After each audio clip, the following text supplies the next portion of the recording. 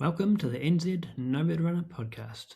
I'm your host, Chris Lucas, and head run coach at CMF Running, where myself and my team of coaches coach runners and athletes of all abilities to any surface, any distance races. We also connect with our CMF community of runners at the CMF Run Club.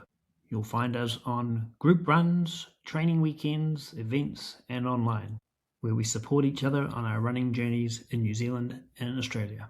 Today on the podcast, myself and Char sit down and talk to CMF coach Holly Brown about all things running and coaching in her life. Her epic crew of palmy runners around her, many of which are CMF Run Club members. Awesome to have you guys. The recent night run at the Manawatu Gorge she hosted, her running journey, the gains she's made in the last year, and her preparation for Tarawera 100 Mile, which is coming up in a few weeks. One of the biggest takeaways for me in this chat was talking to her about how she balances life and training, having a full and busy life, husband, 3 boys, a business, work, coaching, training, how she does it, and just hearing her perspective on how she fits it all in was just truly a highlight for me in this chat. So I really hope you enjoy that. Before we begin though, in the public notices department, we have our annual Rotorua training weekend on the Tarawera ultramarathon course coming up, the weekend of 24th and 25th of January. It's open to CMF Run Club members only, so we can organise it all internally. So members, jump into Discord, into our Tarawera chat to get amongst that. If you're not a CMF Run Club member and you'd like to come to the training weekend, we would love to have you. We'll leave the link below in the description to CMF Run Club and you can just jump on into that. Easy peasy. Only $60 for a 1-year membership. There's no additional charge for the training weekend. This is just running on trails, having good yarns. We also have our shared accommodation for those travelling in from all over. There's a shared house that takes about 10 people. There's about 2 spaces left, so if you're looking to join us in there, jump into that as soon as possible. Can't wait for that one. Further along, the day before Tarawera Ultra in Rotorua on Friday the 13th, good old Friday the 13th, we have our annual pre-race shakeout. This meets at the Redwoods on the corner of Te Tokarangi Drive and Tarawera Road at 8:30 a.m. So you have time to go to the Pohori welcome at Te Puia and come to this straight after that. We meet at around 8:30 and set off running at about 8:45, 8:50 for a gentle 15 to 20 minute jog around the trails in the Redwoods.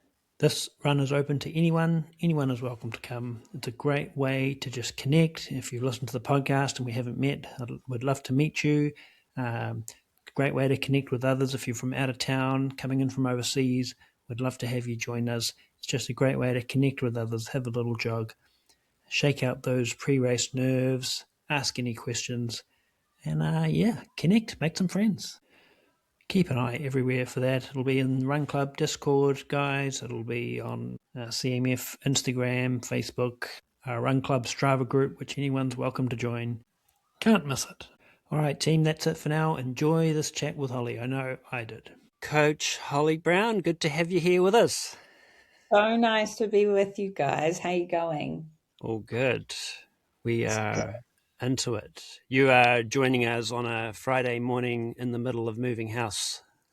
Yeah, well, we're almost finished now, which is great. But yeah, the kids are still all asleep, which is amazing. That doesn't usually happen. But yeah, we are nearly all moved into a new house and into the school holidays. So I think we're, 2-3 weeks into it. Still quite a long time before they go back to school. So How's it been going with having kids at home? It's been going good, but it's been very busy, very busy. But yeah, it's been really cool. Yeah, kids are happy to be in the new house and it's been nice, yeah. They might wake up and want to come in and be part of the podcast. They might. I did warn the older two to let the little one watch some Paw Patrol so that we can get through this. Yeah. We'll see how we go. Right.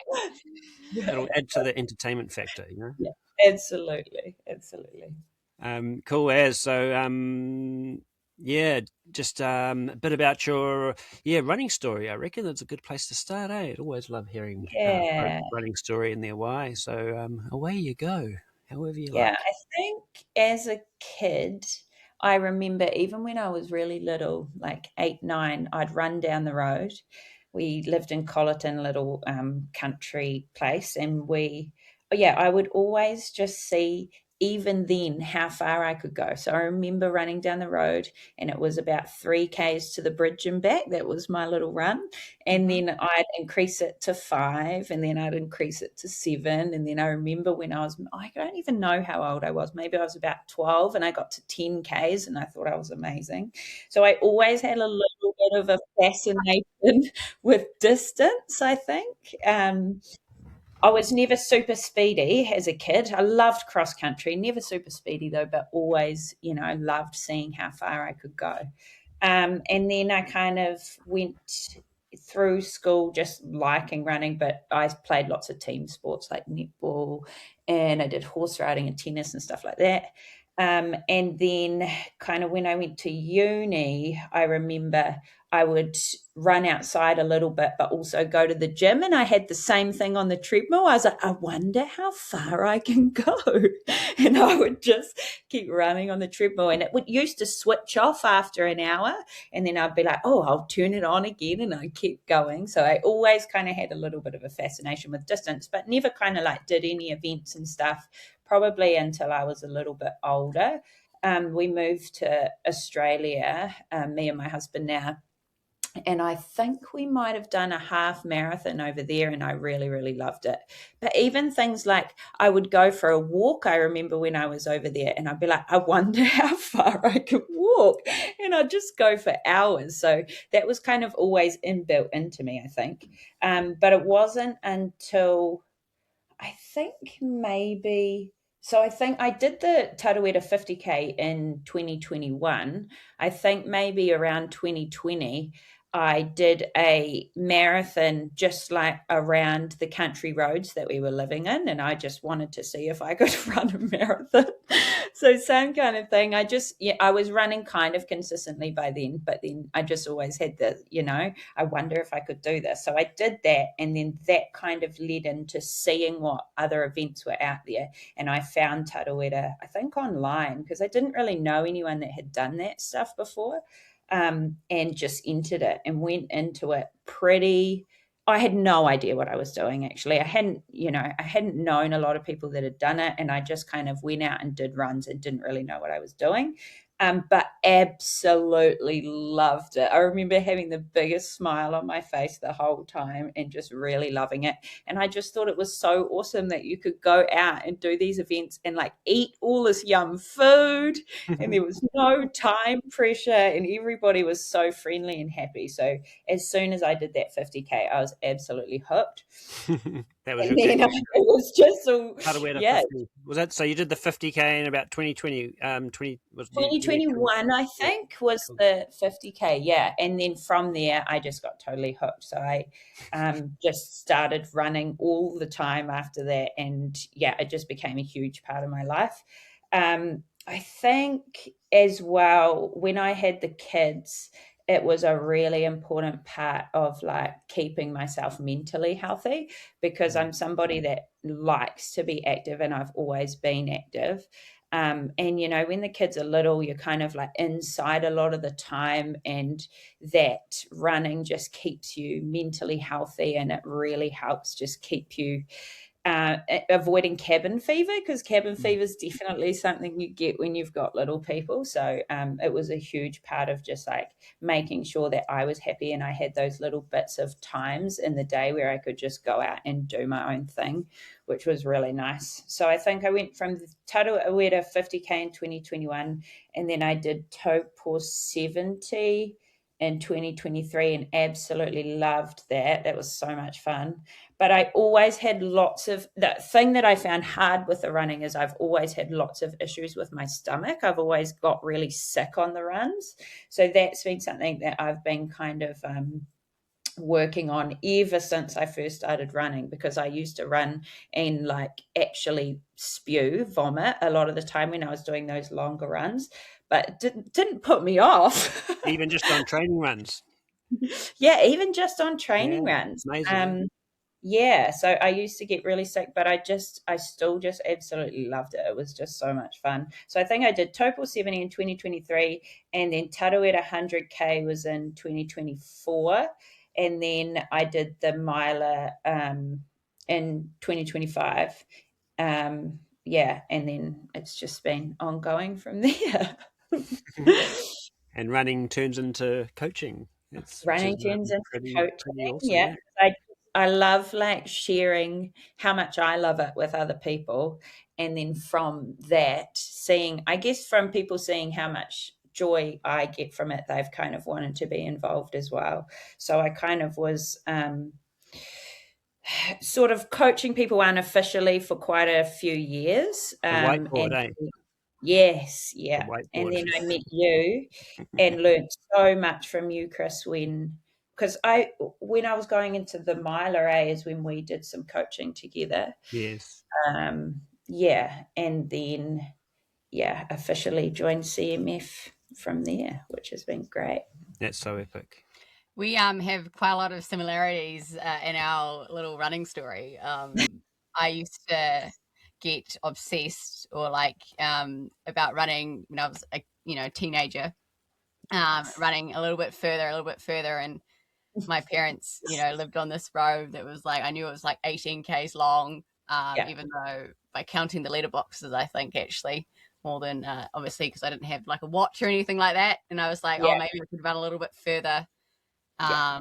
And I also had the thing of, I suppose, running a little bit faster, the same distance. Mm-hmm. It was it was a lot of fun, and it was fascinating, and it always came back feeling better. Definitely. Yeah. I was the same, as a kid growing up, and this is something I really that I notice night and day when we get new runners coming on. For coaching, there's a big difference between someone that's started running as an adult versus someone that just used to do a lot of stuff on their feet growing up as a kid. Just having I think all our body's sort of programming is done when we're growing up. And I can see it in little kids that we see out there. I do bus driving as well, and you've got kids and people have got kids, and you see them growing up, and the kids that are doing stuff on their feet, sporty running. A lot of kids are taking up running now too, which is amazing. Definitely. There's just a night and day. You can just see them developing into strong humans. Yeah, absolutely. It's so cool. Yeah, and it's so cool to see your own kids kind of follow that path too. I don't necessarily know if they're going to be runners, but just having that super active lifestyle, and just getting out and doing all of that stuff, because in the long run that when they grow up, that's going to be so beneficial for them. Being active and having that as something that's part of their life will be so good for them. Yeah, totally. So you've got 3 boys, and how old are they? 3 boys. Well, 4 boys, including Steve, the husband. I'm definitely outnumbered here. We've even got boy dogs. We've got Trevor and Monty, who are both boy dogs. So, wow, it's a lot. We've got Johnny, who's 3, James, who's 8, and Jackson, who's 10. So, it's a lot, but it's amazing, and it's so much fun. But it's definitely the way I train and the way I've been able to do these things is, I think, flexible is definitely the word, because you have to be completely flexible in whatever you do and not put too much pressure on yourself. And that's been something that I've learned, especially in the last 2 years, especially as I've gone up in distance into that kind of miler territory, that you can't have a set plan and not be willing to adapt it because it just doesn't work. Like this week, for example, James has got an earache and he's been with us at night from like 1 o'clock in quite a lot of pain, and we haven't been getting a lot of sleep. So the week looks different. I can't get up at 5 a.m. this week because I'm so tired. So like yesterday, for example, I hadn't had hardly any sleep because he was up, but I really wanted to get something done because I knew it would make me feel better. And it's also getting really close to Tarawera Mile. So I was like, how am I going to adapt this today? The boys are all home. There's a lot going on. I had a lot of paperwork to do for our business. And I just find little pockets of time. So I did a strength training session when they were having their screen time in the morning. And I try and make my strength training sessions really efficient so that they're not too long. So like half an hour, you can get so much done in a half an hour block if you really go in knowing what you want to do.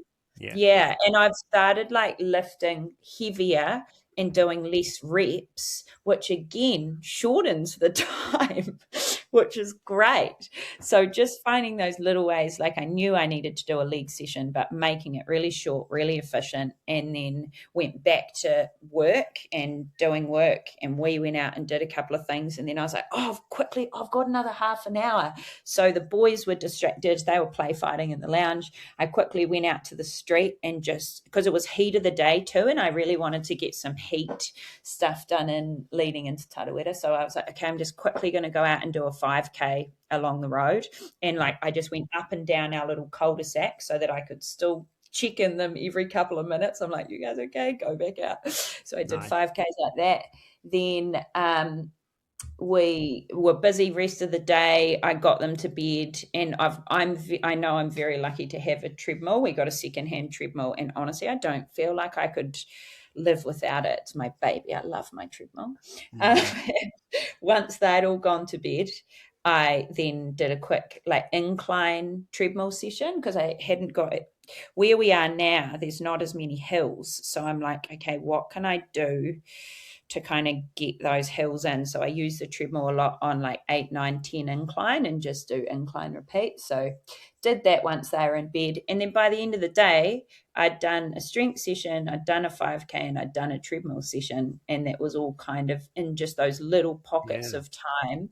3 sessions in one day. Three sessions in one day. And it was like all around the kids and just finding little, like I couldn't, if I'd programmed myself a 15K run and a strength session and I'd had that as what I had to do, I would have got overwhelmed and felt like I wasn't going to be able to get it done. But breaking it down like that sometimes when you've got kids home and you've got work to do is sort of the way that I've learnt, like it's okay to do that, and you're still making those gains and you're still improving, but you're finding ways that work for you, and you're trying to be flexible. Because if you're getting up at 5 and you haven't slept much and you've got kids, I feel like I feel worse anyway. I'm better to have a couple of hours extra sleep if I can, and then find times in the day when it's one of those times when I'm not getting much sleep. So yeah. Especially when it comes to like workout runs, like big workouts. Doing that after not much sleep isn't going to be, the greatest thing for us, eh? Yeah. Whereas I probably would have, like, say 2 years ago, I would have just got up at 5, done a 15K run, come back, been absolutely exhausted, not been as present for the kids because I'm so tired. Because I wouldn't have wanted to change anything. Like if that was on my plan, I would have just been like, I have to do that. Whereas I've kind of learnt over the last 2 years that that's not what works for me, and that's not what works for the kids. That's not what works for Steve. We've all just got to kind of like adapt to make it work. Yeah. That's where a lot of injuries and niggles and niggles and fatigue and burnout can happen, when we're like pushing stuff like that and not listening to the signals. And it's where having a coach is so valuable, like to to check in with, like, hey, I'm not feeling so good today, but this such and such is on my plan today. Like, should I do it, or should we adapt it, or change it to another day? And that's what coaching is, and it's so valuable having those kind of things. And I think when you've been doing it for a while, you kind of know how you can adapt it. Whereas when you're kind of newer to it, you're not as confident in where you can adapt it and still have those benefits, because you do need those long runs uninterrupted. You can't keep breaking down your long runs to 4 or 5Ks, but like there are ways that you can adapt it so you're still getting benefits, but it's not necessarily such a big block of time all the time. It's amazing. Half an hour, right? Like, I'm a big fan of half an hour strength sessions. It's like one of my philosophies. You pretty much, especially when your training load, your running load, I should say, in the training block is reasonably high, and have smaller breaks. It kind of works for us runners, because obviously when you run, you don't necessarily have breaks, and you can get a lot done. And I think, we can waste half an hour, right? It's a certain amount of time that you can spend like scrolling on your phone or just like thinking, basically. And it's like something that screamed into mind is, don't think, just run, or don't think, just do, just get out, just do it. Just go for that run. Just do that strength session. And I think it kind of builds, like, you're building confidence and self-esteem, and you feel better afterwards. So, I think your day, kind of like what you said, your day gets better because you've achieved this thing, and it was only half an hour, and then it kind of makes the next activity easier. And then, the momentum is still there, right? The training momentum. And then you're able to get like that hour in at whatever time it was, 8 p.m. or whatever it was that you did your treadmill. Whereas if you spend the whole day thinking about how you have to do this 15K run, or you've done it in the morning, you've kind of wasted a day.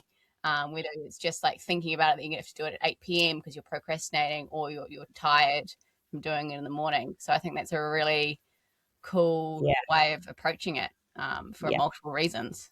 So and I feel like it makes me a better mum too. Like, when I do this stuff and I feel like I'm achieving something, it just makes me so much more positive and patient with the kids, and just overall better. But like, if I have, if I'm not getting out for my runs, or if I'm finding things, that I'm not getting it done, then I do find that I'm less patient with the kids, and I struggle more.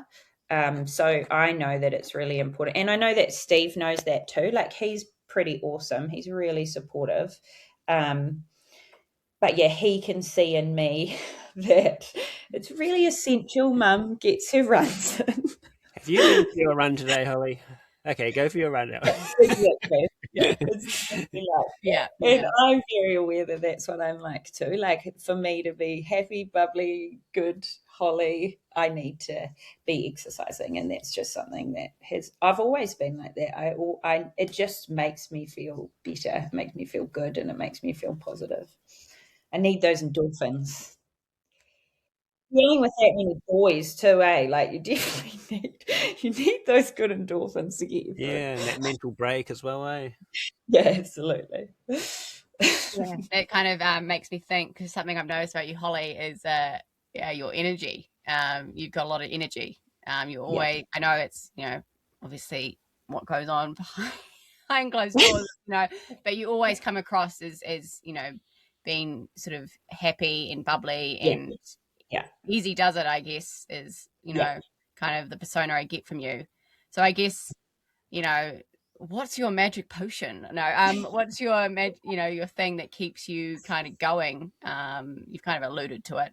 Maybe it's just running, but it is. But it's also, I think, being able to prioritize myself a little bit. Like, if I'm just doing things for other people the whole day, and I don't have anything that I feel like is for me, then that's when I probably find it harder.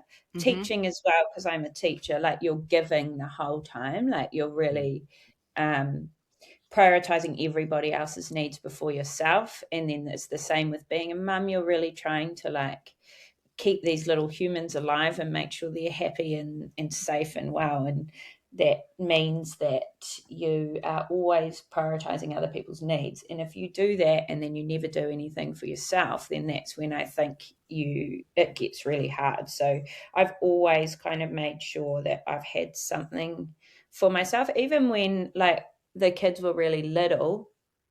I still made sure I got out the door, and even if it was just for a walk, or I really need fresh air, like I really need to get some nature in me every day, some kind of like outside time. I think all humans need that. Yeah, they need that. Yeah.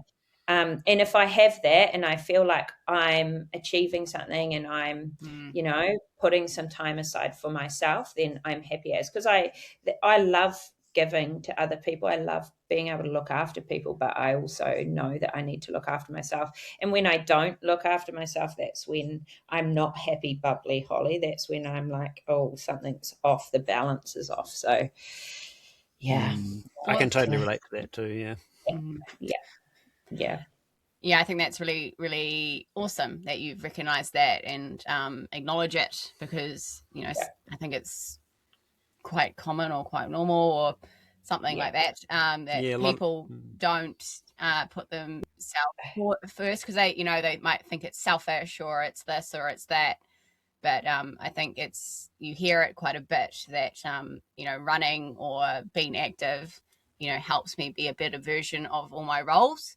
And I think that's it's so simple, right? You're just wanting to go for a run.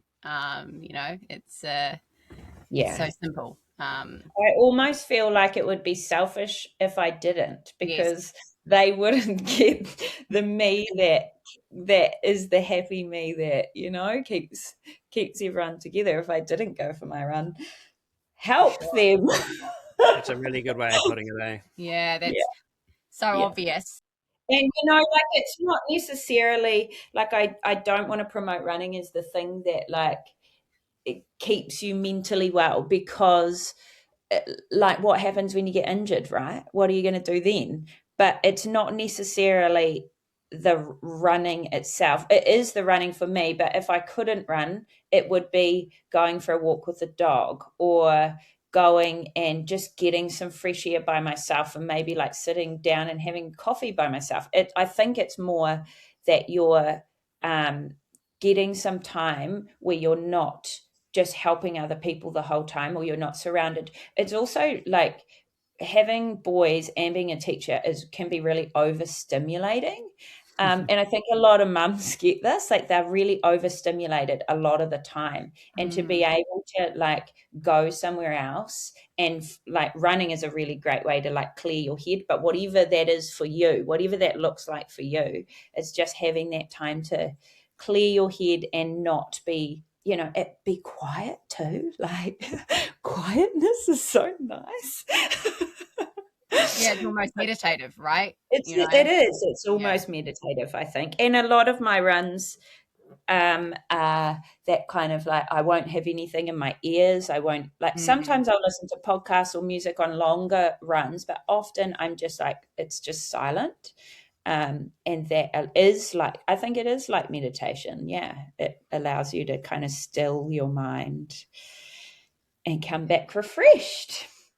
For sure. That sounds that's a really cool message that you've come across. Running, I think I've heard it's not where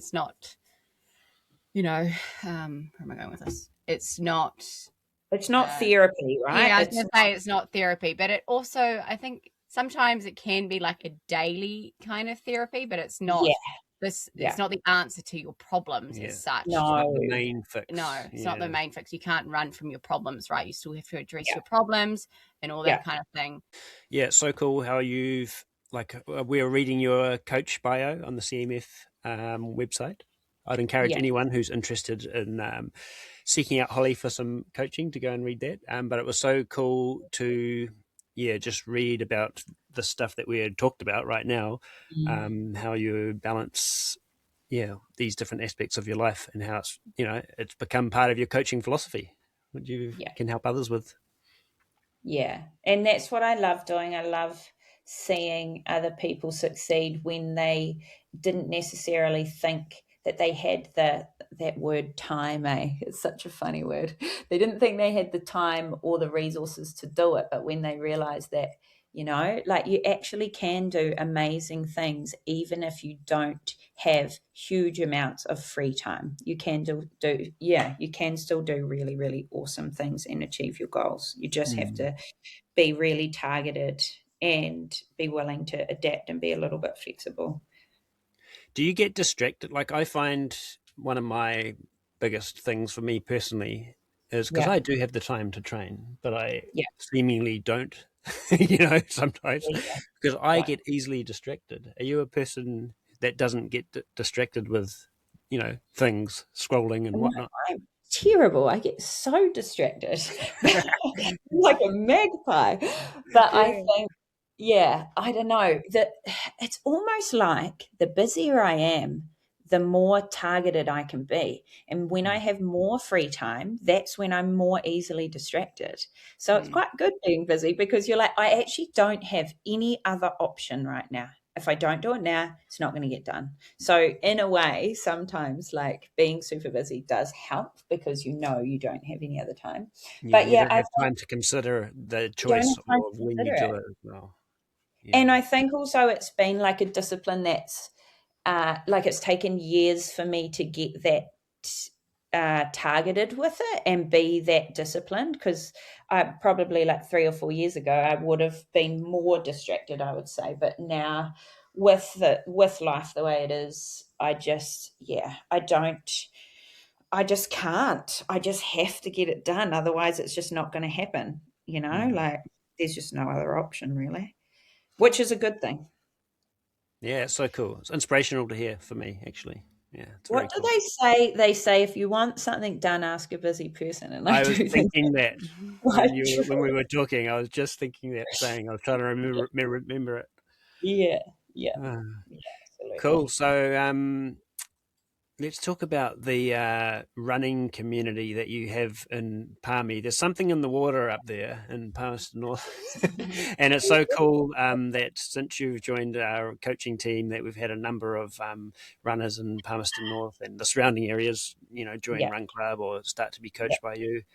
To just tell us a bit about the community up there.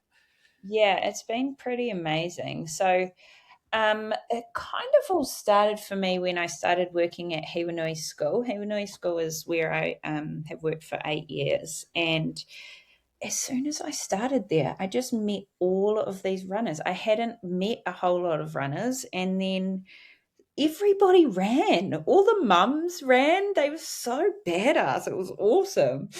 And then it was really, really cool. So we had like this whole community of runners within the school. And then, like they knew people that knew people, and it just kind of like everybody started to connect, which was super cool. But there is a massive community of runs in Palmy. We have an event called Super Sevens, and that happens in January. And there's like a 3K, a 5K, and a 7K option. And it's for kind of like, it's really encouraged for families and everybody. There's so many people that turn up. It is so amazing. It's like 1,000 people or something, right? That show up, it's incredible. It's incredible. And our park runs get like 300 people a time. It's just insane. So there's just so many people that run, and then everybody's so friendly and everybody starts connecting. And you just meet so many people that know other people, and it just becomes a huge community. So it's been really lovely. Like, I kind of feel like I know a whole lot more people through running now. And then when we did that night run in the gorge, I kind of put it up as a post on our Manawatu Trail Runners page. And then created an event. And I couldn't believe how many other crazy people were keen to run through the night in the gorge. It was so amazing. We had between like 25 and 30 people there. And it was just the coolest vibe. Everyone's so friendly, talking, and everybody's got their different goals. Some people were going to MASH next week, awesome. which was super cool. Some people were training for tarawera. Other people just wanted to come and run in the night and do their first ever night run. So it was just so amazing, and everybody's so friendly, and it's just, it's the coolest thing. It's really, really cool. Yeah. So the night run was just last weekend, wasn't it? Yeah. So you started we at around what time? it started at 7 p.m. And then a lot of people did the gorge, the Manawatu Gorge. It's got an awesome track through there. A lot of elevation, but it's super, super cool, very pretty. Some people ran there and back, and then we had a few of us that did it there and back twice, which ended up being 7-8 hours. So it was really cool. And there was people that came from Hastings. We had someone coming from Wanganui. So it was like they weren't just Palmy people either. It was amazing. Yeah, and last year we did the same thing. We did the run there, didn't we? The same time of year. Yeah, and I think word of mouth maybe got out from that one. That had happened last year, and lots of people were keen to have a go. So. Yeah, one guy that was running, he's my friend Mike, who's doing the miler this year. His pacer came, and he hadn't ever run more than, I don't even know, 12, 15 Ks. And he came and did the gorge there and back, and we did a little bit more. So it ended up being about 25 Ks of quite hard trail running. And he did it. It was amazing. He looked quite shattered after it, but he said he loved it. So, so cool to see these people smashing goals and doing things they've never done. It was awesome. And that's good prep for this person as well, because he invariably has to go through the night pacing. Absolutely. 42 Ks.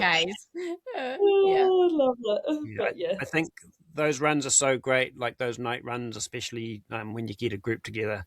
Because you mentioned like folks wanting to do a night run for the first time, and it's a great way and safer way to do it when you're with others, Yeah, and I think there's lots of things that if you're not running through the night that you don't experience, like even things like eating at that time of night. Say you're doing the 100 Ks or the 100 milers and you are looking at going through the night. Your nutrition, sometimes people find it really hard to eat at that time, and it's really good to test what that feels like. Some people find running with a headlight quite challenging, and it's something, it does take a little bit of practice, especially on more technical terrain. So it is, there's all these little elements that if you haven't done it a lot, it's definitely something that you need to practice. It's not something you can just go for these long runs in the day and then suddenly be at night and not have had that experience. And just that testing of all the kit too, like at night, like is this headlamp I have suitable enough? Like, is it bright enough? And some of those headlights too, you can't put them on that high setting because they're not going to last long enough. So you need to get used to them being a little bit dimmer and what that looks like on the trail. Because it takes your eyes quite a while to adjust, when the headlight's not super bright. And if you always have it on the brightest setting, it's not going to last those, however long you need it to last, those 8 hours through the night. Yeah, sometimes dusk, like especially with a miler, and you've been running all day and you've been out in the sun and you've been in the shade and the bush cover, and then it starts to get to dusk or almost dark, and you're bringing out your headlamp. That can be almost harder to see then than it is like in the pitch black, Yeah, absolutely. Your light doesn't do much at dusk. Like it's a time. Yeah, it's too dark not to have it, but then the light isn't bright enough to do much. Headlights are always a major thing on those longer runs, Like there's so many issues that can happen if you don't get that headlight sorted, Definitely. like if you're in a miler and it's the middle of the night and you're having problems with your headlight, that makes it really, really tricky. So it's definitely something that you need to have practiced, and you need to get that right headlight and make sure you've got it all sorted. Otherwise, Yeah. it can be a real pain. People DNF, from Yes, I was thinking that. not Yeah. having their headlight sorted. Yeah, So yes, knowing what those buttons do on your headlight, so you make sure so you know that it's on the right light. Knowing yeah, how to change the battery in the dark at the side of the trail, yeah, and knowing absolutely. exactly how long your batteries do actually last for, because what they say on the packet sometimes isn't what it actually is. Speaking from No. personal experience. Yeah, we've had all kinds of headlight things over the Yeah, years, yeah. eh? Yeah, Oh, Now yes, so have I. yeah, even like just the fit on your head can Yeah. be a thing as well. Yeah, because they can actually give you headaches too, eh? If you don't yeah, get that fitting right, you can get that kind of Yeah. headache from the headlight being in the wrong position or a little bit too tight. So it sounds yeah. like such a simple thing, but headlights can be an actual pain in the butt. Yeah, it's just we take a bit too lazy. It can too laissez-faire, because it's just Yeah, like this thing because you don't use a head torch like in your day yeah, to day, right? yeah, That often, unless you're like I don't know an avid camper or something. yeah. It's just like this piece of equipment that comes out Mm, when you're training for 100 miles or 100K, yeah, once a year or whatever it is, kind of thing. yeah, totally. Dust it off. Just it out. Hope that the batteries are still good. Yeah. Yeah, yeah, That's what I exactly. always encourage my athletes to do. Is just to even set their light up, just put it on in the morning, like charge it up, charge the battery up, turn the light on to the setting that you're going to be using, and just check how long it lasts for, like That for the is a day. really good Just tip, leave it on all Chris. day. Yeah. I'm going to actually get a couple of people to do that. That's a really good tip, and see how long it Yeah. lasts. And Yeah, especially folks that are seasoned runners, and maybe they've had their headlamp for 2-3 years, whatever. And like Char said, maybe they yeah, haven't done a miler for a year. Like, yeah, let's check that these batteries are still good. Because that's a you don't really want to good. find out at Yeah, 3 o'clock in the morning on Western Okataina or something, and no, you you do know not. you're mentally, and Yeah. it sounds like So a much. trivial thing, but it is, Yes, but it's it's hard really not. when you're like wasted and tired.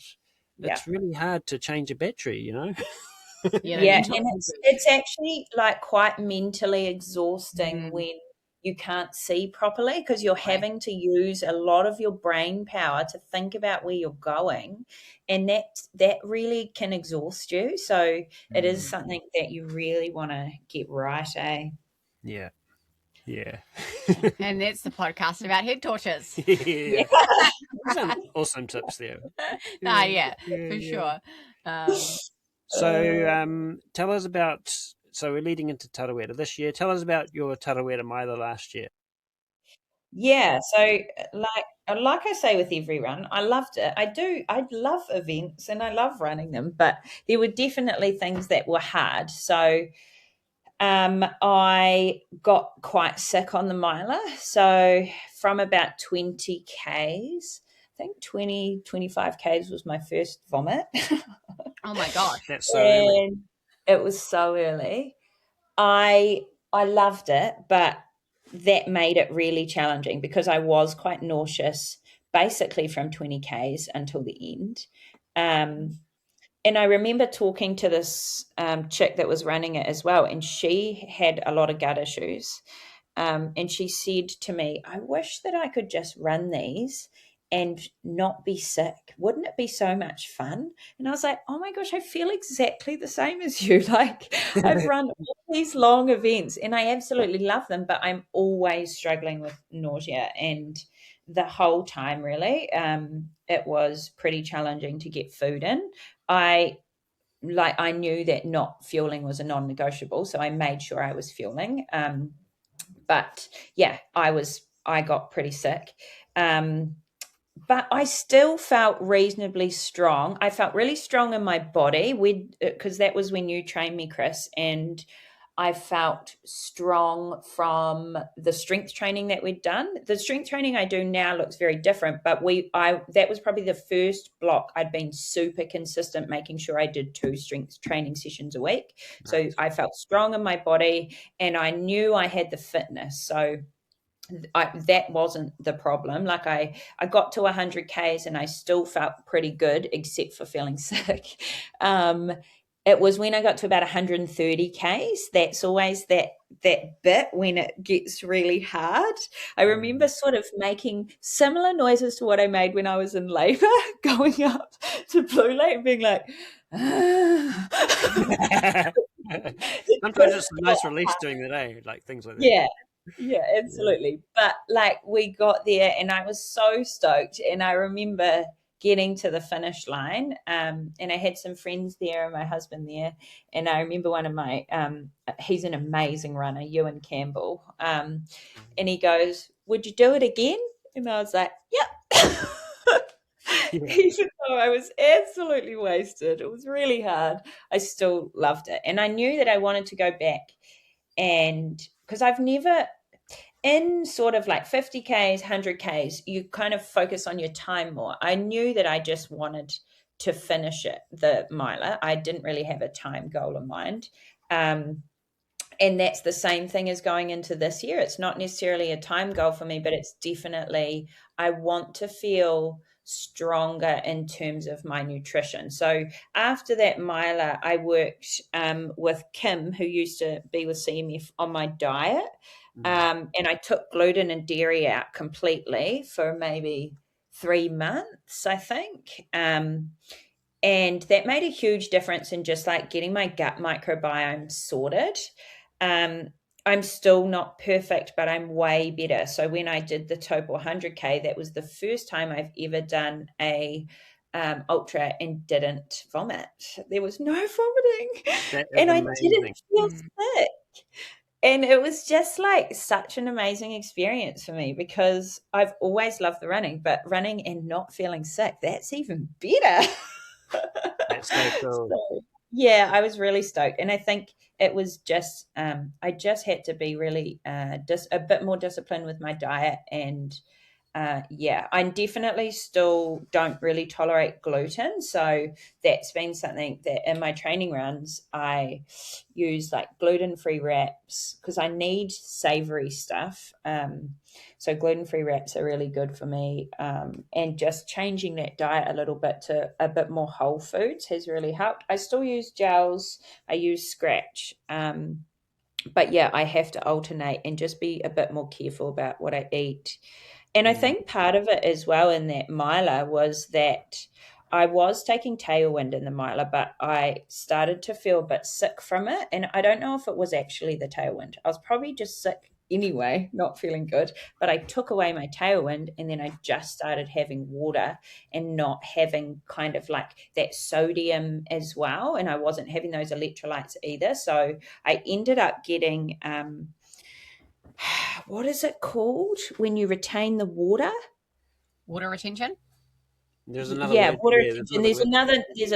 There's like a scientific name for it, but I actually gained like 2.5 kgs after that miler from the water retention, and my tummy was swollen for like a week from just, I was only drinking that water, and I wasn't replacing my sodium and electrolytes and stuff. So I've learned a lot from that, and I definitely am going in this year with a lot more knowledge around my nutrition and my hydration, which will really help. So just knowing yourself as an individual, eh?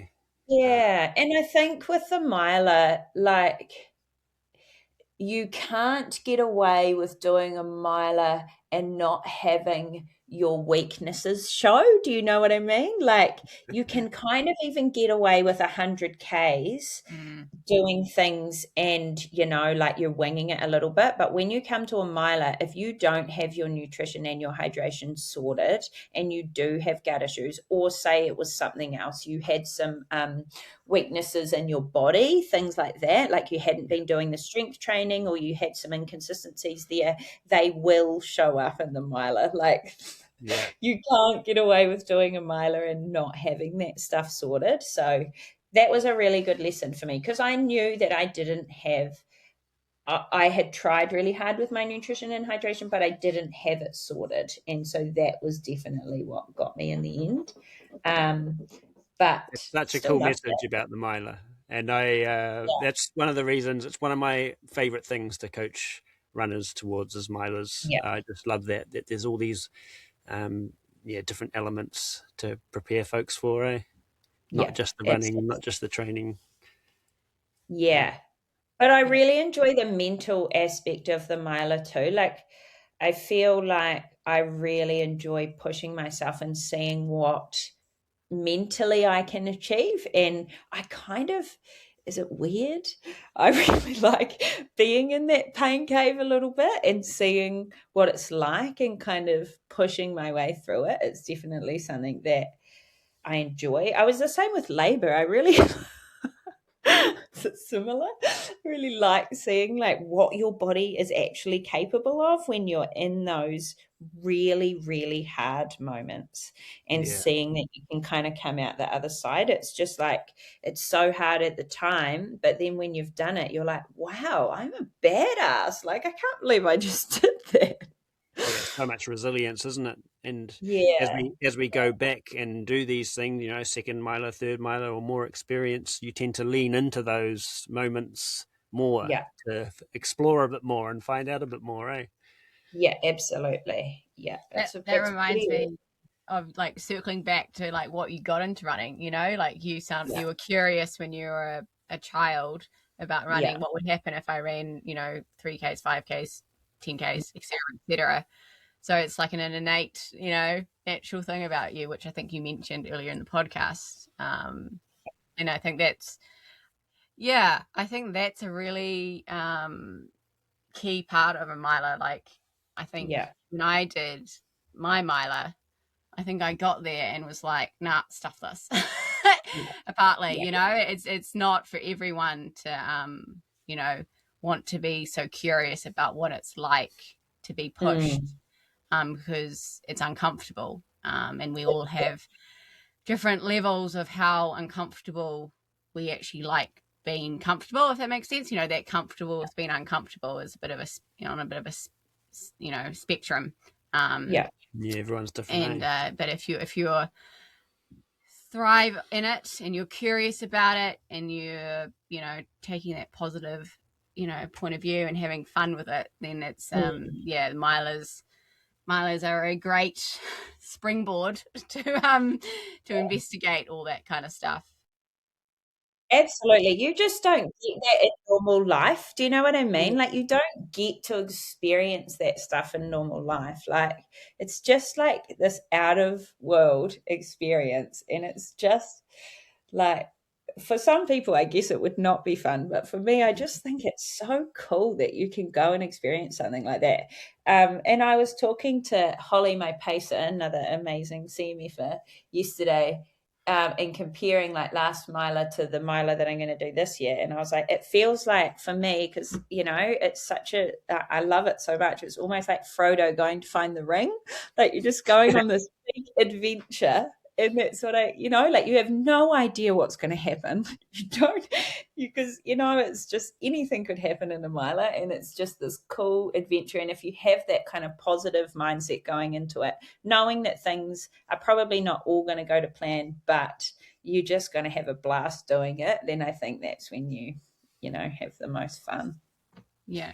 Yeah, there's always new things to solve, isn't there? I've done 3 milers now, and each one has had its own unique challenges to work through. And my last one, last year's Tarawera 2025, nailed my nutrition and fueling and hydration.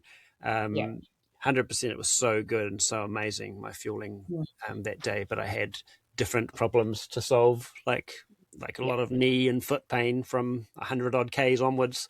So digging, forcing myself to keep moving forward and keep shuffling along when you're in pain. That was a new one to, experience for me, like over a long period, going through the night.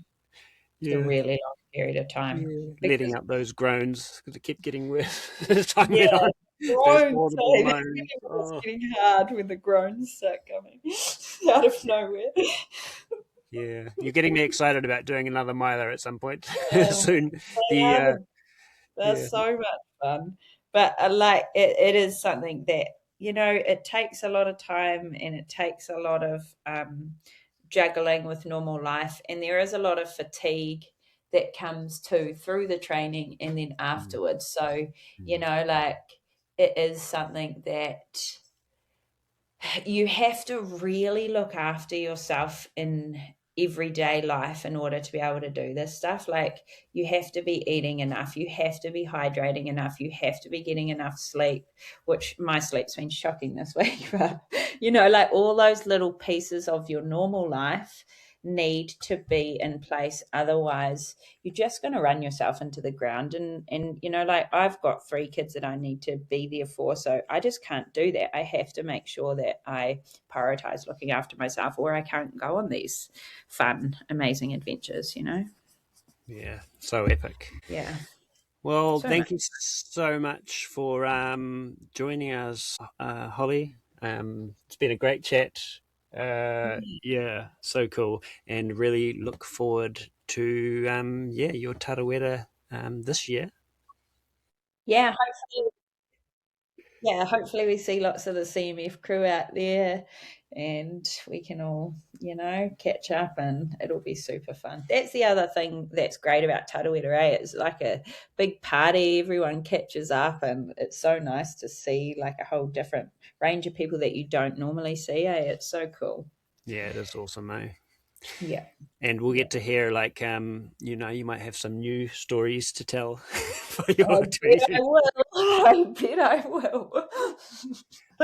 Also, you did like an amazing time last year, despite all your stomach issues from 20 k's in. You still managed a time of, what was it, 27 hours, something or other, was it? Yeah, 27 hours. I was super stoked with that. Like, I literally so amazing. did not.